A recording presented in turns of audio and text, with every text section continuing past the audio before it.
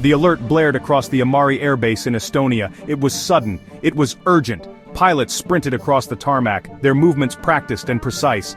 Close-ups, faces set with grim determination. Within minutes, the roar of Eurofighter Typhoon jets shattered the quiet. They ascended in a near-vertical climb over the Baltic. An unidentified aircraft had been detected. Without a transponder, without a flight plan, without communicating with air traffic control. It was a ghost on the radar moving toward Allied airspace. This is the front line of NATO's defense. Constant vigilance. British aviators. German aviators. They knew the stakes. Every second counted. Tip of the spear, first line of defense. The target was moving fast, intentions unknown. A simple navigational error, or a deliberate probe of NATO's reaction time. In this tense region bordering revanchist Russia, you can't assume the former. Interceptors pushed engines to the limit over the frigid Baltic Sea. Silhouette came into focus, not a commercial airliner. A Russian Ilyushin Il-20, reconnaissance aircraft with E-lint gear. Known to NATO as a coup, designed to listen. It hoovers up signals, communications, radar emissions. Its presence was a clear message. Russia was watching. It was probing. Tension inside cockpits. A silent standoff at 30,000 feet. Not routine, dangerously common. Estonia, Latvia, Lithuania. No national air policing. NATO rotates jets and personnel for Baltic air policing. These pilots are the guardians of a vulnerable frontier. The scramble was a success, a readiness demonstration. But each encounter risks miscalculation. Jets escorted the spy plane away. Tension lingered long after its engines faded. Let's break down exactly what happens in these high-stakes moments. The process begins at a NATO Combined Air Operations Center, a nerve center where military controllers monitor the skies 24 hours a day, 7 days a week. When an aircraft appears on radar not transmitting the required identification codes, what's known as squawking, alarms are triggered. This unidentified track is immediately flagged. Civilian plane with a technical malfunction, military aircraft flying dark to test defenses, air traffic controllers first attempt to establish communication on all available civilian frequencies, military frequencies. When there is no response, the decision is made to scramble fighter jets. This is what we call a quick reaction alert, or QRA. Once airborne, the NATO pilots are guided towards the unknown aircraft by ground-based radar controllers. Their first objective is visual identification. They need to get close enough to see the type of aircraft, its markings, any visible armaments. In this case, upon identifying the Russian Il-20, the pilots flew alongside it, a standard procedure. This is not an act of aggression but a clear, non-verbal signal. We see you. We are here. You are being monitored.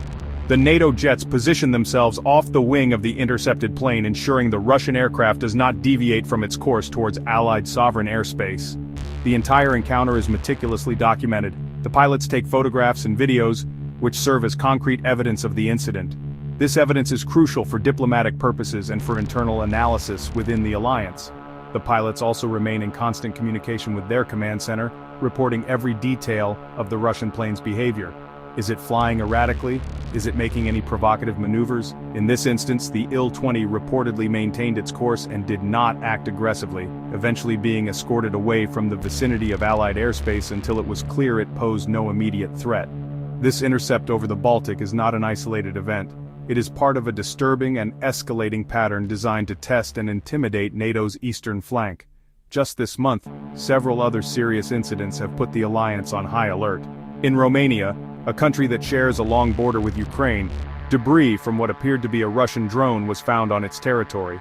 This happened after a Russian attack on Ukrainian port facilities on the Danube River. The strike was just hundreds of yards from the Romanian border. Similarly, Poland has reported violations of its airspace. Polish military authorities have scrambled their own jets multiple times in recent weeks. They were responding to Russian missiles heading toward their border and to drones approaching during massive airstrikes on western Ukraine. In one case, a Russian cruise missile briefly entered Polish airspace for 39 seconds. That forced activation of all necessary defense procedures. For people in these border regions, air raid sirens and the sight of fighter jets have become terrifyingly normal. The Baltic states have been a particular focus of this pressure campaign. Before this Il-20 intercept, Estonia reported multiple instances of Russian aircraft flying dangerously close. These nations, once under Soviet occupation, see these actions as historical echoes. They view them as deliberate attempts by Moscow to challenge sovereignty and intimidate populations. Each incident, while small on its own, adds to a growing sense of crisis. making the situation even more unpredictable and dangerous for everyone involved. When tensions rise like this, you often hear talk of NATO's articles. Most people know about Article 5, the attack on one is an attack on all clause. But before Article 5 there's Article 4, the less discussed crucial step, a vital diplomatic tool for situations like these. Article 4 says any member can call for consultation when, in its opinion, its territorial integrity, political independence, or security is threatened. Not a call to war, a call to talk, to strategize. Think of Article 4 as the alliance's emergency alarm bell. Brings all 32 member nations to the table at NATO headquarters in Brussels to discuss a specific threat. Invoked several times in NATO history, often by eastern flank countries under pressure from Russia. For example, Poland, Baltic states, after Russia's 2022 invasion of Ukraine, allows a threatened country to share intelligence, express concerns directly, and make sure the alliance is fully aware. A mechanism for solidarity, showing the nation does not stand alone. Responses vary. It's about signaling and de-escalation. The alliance might increase military presence in the region, deploying more troops, jets, warships to Eastern Europe. This is called enhanced forward presence, a tangible deterrent. The alliance might also issue unified diplomatic statements, condemning actions and warning of consequences. These steps tell Moscow that intimidation of one equals a problem for all. Article 4 is crisis management, a formal way to respond to threats short of full attack. Today, with Russian drones, missiles, spy planes repeatedly testing NATO's borders, Article 4 is a crucial pressure release valve. From the Kremlin's point of view, the narrative is entirely different. When confronted with accusations of airspace violations or provocative military maneuvers, Russia's official response is almost always a swift and categorical denial. The Russian Ministry of Defense typically issues statements claiming flights follow international rules over neutral waters and do not violate other states' borders. They dismiss NATO interceptions as unnecessary and provocative, and accuse NATO of escalating tensions by flying near Russia's borders, particularly around the heavily militarized Kaliningrad exclave. So why does Russia engage in these activities if it denies them? One primary reason is intelligence gathering. The Il-20 spy plane is a flying listening post. Flying along NATO's edge, it collects data on radar capabilities, response times, and communication frequencies. That helps identify gaps in NATO's integrated air defense. Another motive is psychological, strategic messaging. Unannounced flights remind NATO of Russia's presence and signal willingness to challenge the established order. We are still a major power, do not ignore us. Domestically, state media frames these incidents as proof of military prowess and reluctance to be intimidated by the West. Estonian Defense Minister Hanno Pevkur said recently, Russia's goal is to keep us on our toes, to test our unity and our speed. Finally, these actions can distract from problems at home. With Russia bogged down in a difficult and costly war in Ukraine, creating friction with NATO diverts international attention and forces NATO to focus on defense, pulling resources away from Kiev. It can also try to sow discord within the alliance, hoping some members reconsider support for Ukraine. President Trump reacted on social media. Why are we always the ones paying to protect Europe? They should pay. Sad. That illustrates the internal divisions Moscow hopes to exploit. These seemingly isolated incidents in the skies over the Baltic Sea and Eastern Europe have profound implications for international security. Each probe and interception is a symptom of a much larger geopolitical reality, the deep rift between Russia and the West.